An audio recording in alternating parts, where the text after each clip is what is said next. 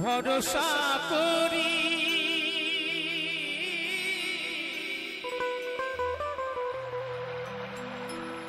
এ ভব কান্ডারি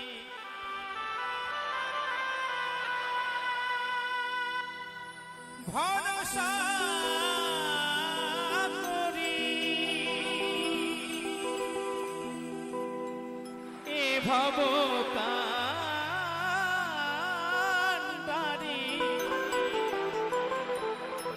হালটি ছাড়িয়া তারে দাও দাও দাও রে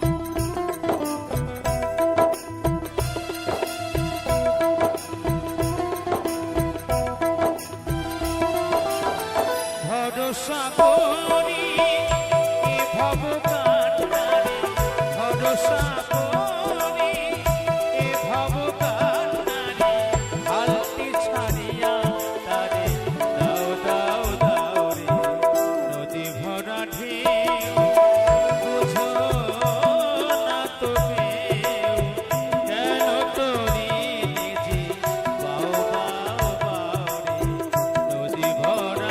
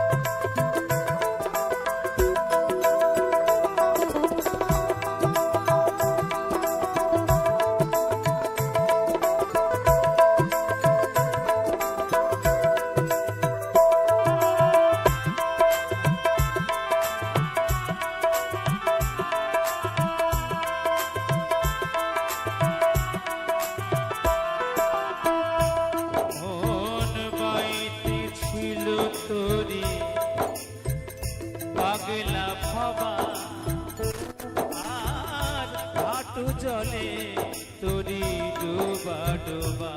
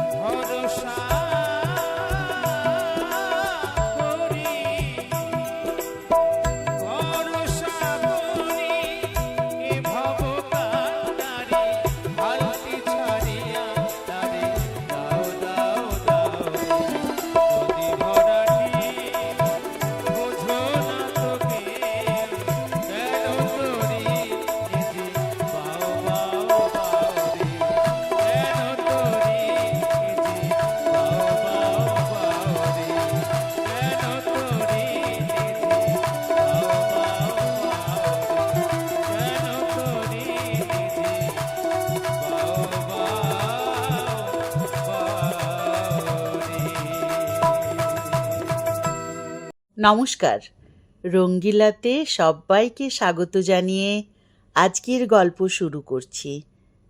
গল্পটির নাম ফকির চাঁদ, লিখেছেন শীর্ষেন্দু মুখোপাধ্যায়। ফকির চাঁদ যে একজন অতি সন্দেহজনক লোক তাতে কারও কোনো সন্দেহ নেই। গঙ্গানগর গাঁয়ের শেষ প্রান্তে যে খালটা রয়েছে তার ধার ঘেঁষেই ফকিরের বাড়ি। বাড়ি বলতে যা ঠিক সেরকম নয়, বাঁশ বাখারি দিয়ে বানানো ঘর, গোল পাতার ছাউনি, নিতান্তই হতদরিদ্র অবস্থা। সেখানেই ফকিরচাঁদ দিব্যি আপন মনে থাকে। মুখ ভর্তি কালো কুচকুচে দাড়ি গোঁফ, পরনে আলখাল্লার মতো একটি বেঢপ পোশাক, গলায় রুদ্রাক্ষের মালা। লোকে তাকে সাধু ভেবে অনেক সময় জোটে, অনেকে হাত দেখাতে চায়, তাবিজ কবজ চায়। ফকিরচাঁদ তাদের শটান তাড়িয়ে দেয়। সে বলে, আমি সাধু সিদ্ধাই নই বাপু, আমি একজন বৈজ্ঞানিক। তা ফকিরচাঁদ বৈজ্ঞানিকই বটে। সকালবেলায় আলো ফুটবার আগেই সে একখানা থলি নিয়ে বেরিয়ে খালের ওধারে জঙ্গলে গিয়ে ঢোকে। সেখান থেকে রাজ্যের পাতা ফল শেকড় বাকড় তুলে নিয়ে আসে। তারপর হামানদিস্তায় থেতো করে তাতে কি সব মেশায় কে জানে। তার ঘরের কাঠের তাকে সারি সারি শিশিতে সেই পাতার তৈরি তরল ওষুধ, বড়ি, গুঁড়ো ভরা। সেগুলো কার কোন কাজে লাগবে তা কেউ জানে না। ফকিরও কাউকে ডেকে কখনো বলেনি যে আমার ওষুধ খেয়ে দেখো। সে কারো কাছ থেকে কিছু চায়ও না। তবু যে তার পেট চলে তার কারণ হলো চাষিবাসীরা তাকে একটু ভয় ভক্তি করে বলে প্রায় রোজই কিছু না কিছু সিধে দিয়েই যায়। কিন্তু ফকির চাঁদের তাতে কোনো হেলদোল নেই, ভারী নির্বিকার মানুষ। সনাতন বিশ্বাসের বড় পাজি হাঁপানি আছে। বহু চিকিৎসাতেও কোনো কাজ হয়নি। গাঁয়ের ডাক্তার কবিরাজ ফেল করাতে সনাতন বড় গঞ্জ শহরে গিয়ে ডাক্তার দেখিয়ে এসেছে। বিস্তর ওষুধেও কোনো কাজ হয়নি বলে সনাতনের জীবনের ওপর মায়াটাই চলে গেছে। এই রোগ নিয়ে বেঁচে থাকাটাই তো কত কষ্টকর। অনেক ভেবেচিন্তে সনাতন একদিন বিকেলে গিয়ে ফকিরের ঘরে হানা দিল। ফকির আছিস নাকি? ফকির হাঁক শুনে বেরিয়ে এলো, মুখে বিরক্তি, ভ্রু কোঁচকানো, বাজখাই গলায় বলল, কি চাই? ওরে, আমি তো হাঁপানিতে মরতে বসেছি, কোনো ওষুধেই কাজ হচ্ছে না। বলি, তুই কি হাঁপানির ওষুধ জানিস? জবাব না দিয়ে ফকির ঘরের ভিতরে ঢুকে একটা শিশি নিয়ে এসে সনাতনের হাতে দিয়ে বলল, এটা সকালবেলা এক ছিপি খেয়ে নেবেন রোজ। শিশির গায়ে কোনো লেবেল নেই। খুব ভয়ের চোখে শিশিটার দিকে চেয়ে সনাতন বলল, ওরে, এ তো কোনো বিষ ফিস নেই তো, খেলে কিছু খারাপ যদি হয়?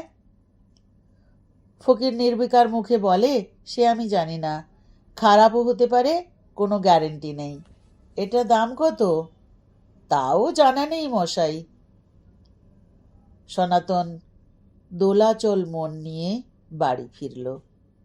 ফকির চাঁদের ওষুধের কথা শুনে বাড়ির সবাই রে রে করে উঠল, খবরদার, ওই পাগলের ওষুধ খেও না, মারা পড়বে। সনাতনও ভয় পেয়ে খেল না, তবে শিশিটি রেখে দিল। কিন্তু হাঁপানির কষ্ট মাঝে মাঝে এমন তুঙ্গে ওঠে যখন মনে হয় এর চেয়ে মরে যাওয়াই ভালো। তাই দিন তিনেক পরে একদিন মাঝরাতে উঠে মরিয়া হয়ে সে এক ছিপি ওষুধ খেয়ে নিল। স্বাদ একটু তেতো তেতো আর গন্ধটাও খুব একটা ভালো নয়। খেয়ে কিছুক্ষণ ঝিম মেরে রইল। বিষক্রিয়া হয়েছে কিনা বুঝতে চেষ্টা করলো, কিন্তু তেমন কিছু খারাপ প্রতিক্রিয়া হলো না। তাই দেখে সে একটু নিশ্চিন্ত হলো, একটু ঘুমিয়ে পড়ল।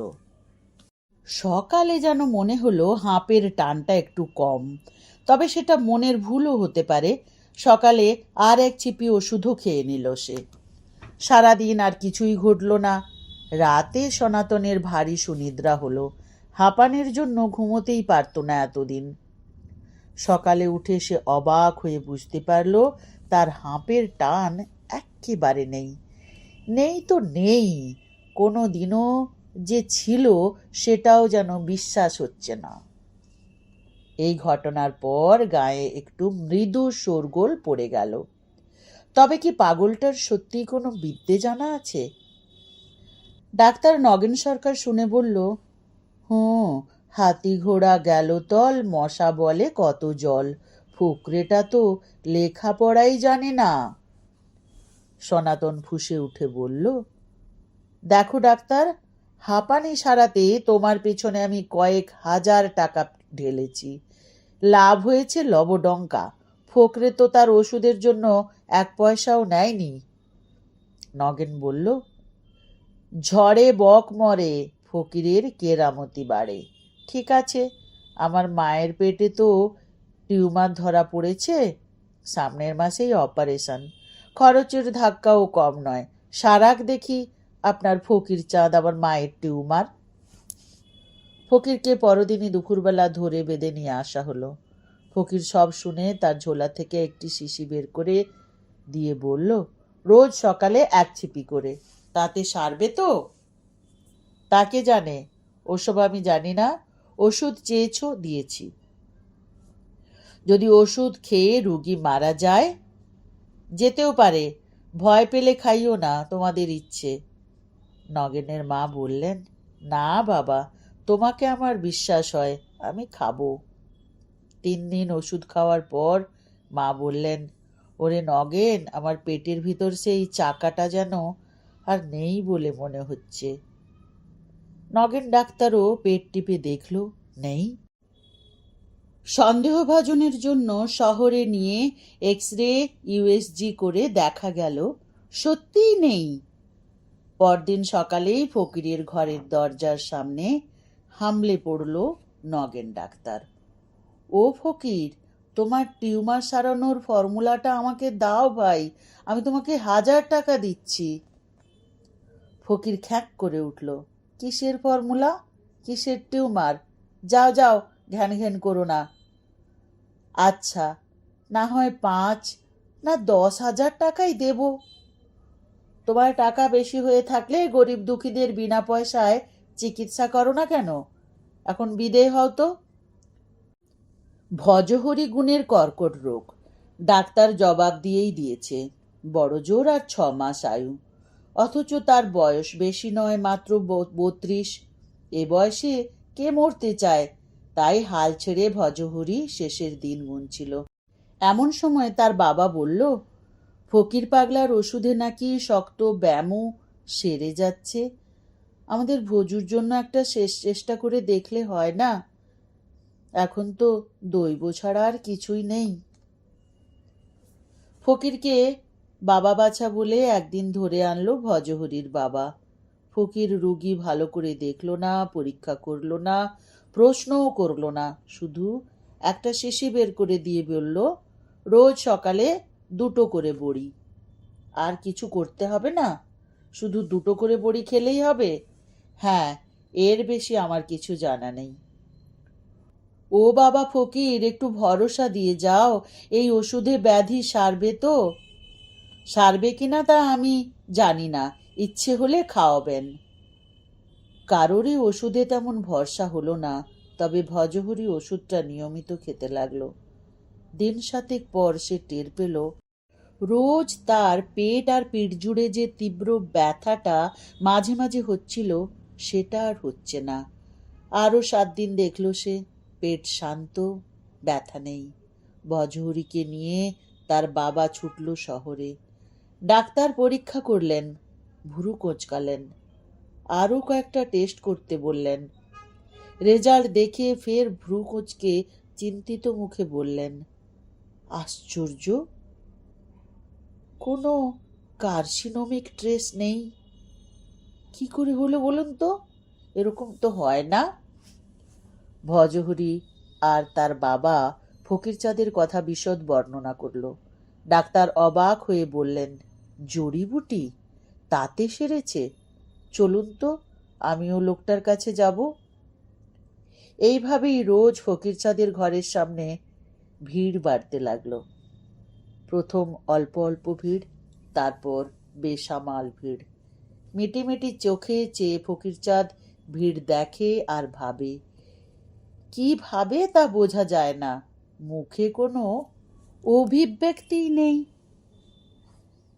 কিন্তু হঠাৎ এক ঝড় বৃষ্টির রাতে ফকিরচাঁদ উধাও হয়ে গেল। পরদিন লোকজন গিয়ে দেখে ফকিরচাঁদ তো নেই, ঘরটাও কেতরে হেলে পড়েছে। সেই থেকে আর ফকিরচাঁদের কোনো খোঁজ নেই। গল্পটি এখানেই শেষ হলো। কেমন লাগলো জানাবেন।